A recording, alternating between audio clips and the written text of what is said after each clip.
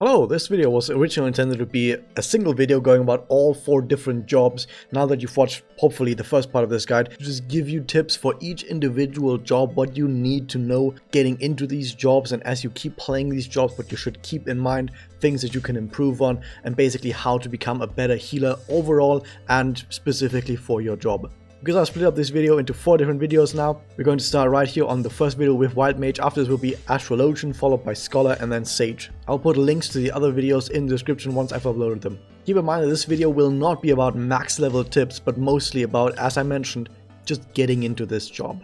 Starting out with Wild Mage, probably the easiest healer to understand. Wild Mage is all about a rather reactive play, at least compared to most of the other healers out there. You see someone get hit and take damage, and then you just click on them, you press a healing spell. That's basically Wild Mage.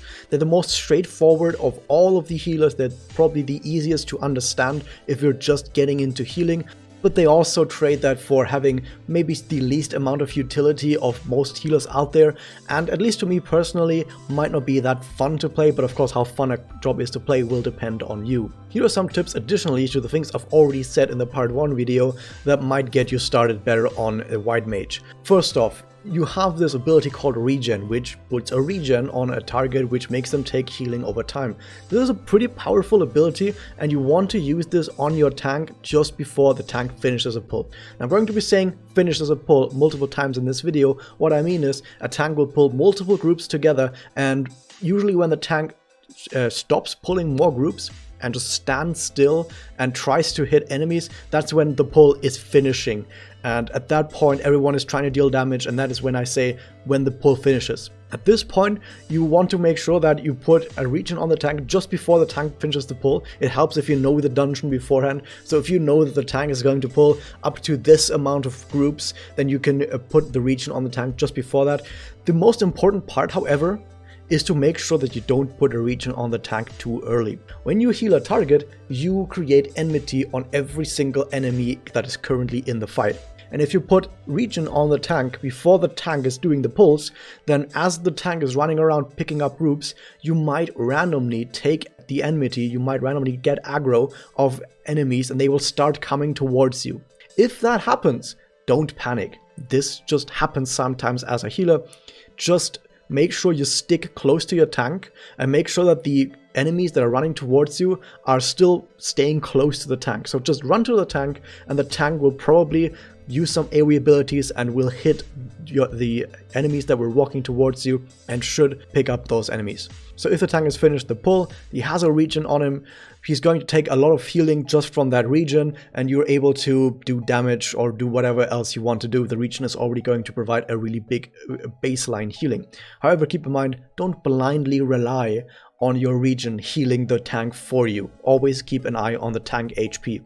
You have to always keep your eye on everyone's HP, specifically as a Wild Mage, because you have to heal very reactively to what is happening. One way you can alleviate this is Medica 2, which puts a regen on everyone, and sometimes I will use this just when I have nothing else to do, because just putting a regen on everyone in the middle of a fight can be just nice to have. Because people will make random mistakes, people will get hit by avoidable damage, and if they already have a regen on them, they will at least take a little bit of healing already without you having to do anything. You can also stack this with your normal regen, and if you have time doing this before your pull, most of the time you won't, but sometimes the tank is doing a pull and you realize that you have a few seconds before the tank is going to finish the pull, you can feel free to actually use a Medica 2 on your entire group, including the tank, and then a regen as well, so the tank has extra regen on top of that. Also keep in mind not to forget your big benediction. It's the big heal, the biggest single heal in the entire game. It's not on the global cooldown, and this is your big panic button. If the tank very suddenly drops really low, you need to hit benediction, you need to save them. But you can also use this on other people. So if you are fighting a boss and someone gets hit by some damage and is about to die, you know they're about to die, benediction might be able to save them. At some point, you'll also get access to the skill Assize. Assize is extremely important to always use on cooldown, mostly currently at least for MP management, because you'll get a set amount of MP back every time you use Assize. It will also do some healing and some damage around you, which is also really nice when it lines up with having to heal your friends. That's really nice to have. But most importantly, you'll need to keep using this just to keep your MP up. At least currently at the time of making this video, at the beginning of Endwalker, White Mage has some MP problems, especially while leveling up. So it's pretty important that you keep using Asais if you have it to make sure you alleviate some of those MP problems you might be running into. In the same vein, you have the skill called Thin Air, which makes your next heal cost no MP. It's also really nice to use on your Medica or Medica 2, mostly Medica 2, because once you get a bit better at White Mage, you probably won't be using Medica 1 that often, because Medica 2 heals more over time, and usually you have time to actually heal people up over 10 or more seconds. So you have time to just put it on a Medica 2 and let it tick for a while. Also nice to do when a tank is just finishing their pull and is standing still, drop an Asylum right underneath their feet so they already take a bunch of healing already, and it makes together with the Regen, it's going to make sure that when they take that first big hit of damage from having finished the pull, the Regen, maybe if they're Medica 2 already, and with the Asylum they're going to take so much passive healing that you are already going to be using your Holy while they regen all that damage. And while we're talking about it, Holy is really important. It's probably one of the most important abilities in dungeons, because Holy is a big AoE ability. It's your AoE damage, but it also stuns enemy. And if you haven't really worried about DR, which is short for diminishing returns in MMOs, basically when you stun a target, that target is going to gain some resistance to the next stun. So when you stun them again, the next stun is going to last a little bit less. So the first stun of Holy is going to last 5 seconds, the next stun is going to last about 3.5 seconds, the next one after that only like 2 seconds, I don't know the exact time is.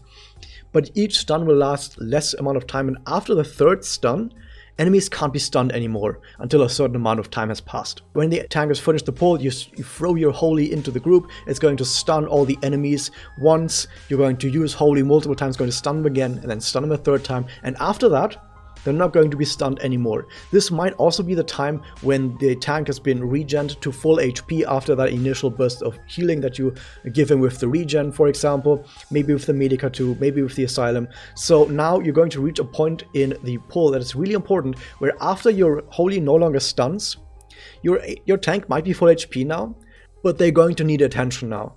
After your Holy does no longer stun, your tank will need immediate attention, because he will immediately get punched in the face really, really hard.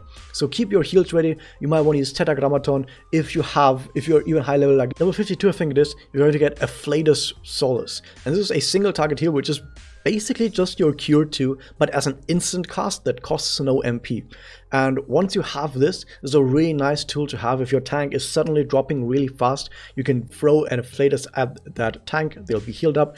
You also get an AoE version of Afflatus later on as well, and it becomes quite important on higher levels to, well, still use regen, but additionally to your regen, you want to also always make sure that you have your Afflatus ready to put on the tank to heal them up, especially after Holy doesn't stun anymore. And if you're a lot higher level as well, I think level 80 you get Afflatus Misery after using a certain amount of Afflatus abilities, but that is for higher levels. The one thing you need to know about your Afflatus abilities is it costs a Lily to use Afflatus. Lilies recharge over time, you can have up to 3 of them, but only while you're in combat. So if in between combat you'll still keep your Lilies, but you won't be generating any new Lilies. You only generate new Lilies while in combat. This is probably the most important tips that I can give for starting out with White Mage. Mostly use regen on the tank before the pull finishes, but not too early, otherwise you're going to get aggro. If you do get aggro, run to the tank so you can pick it up. Make sure that you drop Asylum under the tank if you have it when the pull is finished, and make sure you use multiple Holies to keep all the enemies stunned in your big dungeon pull. And when your Holy doesn't stun anymore, make sure you put specific attention on the tank so the tank doesn't die.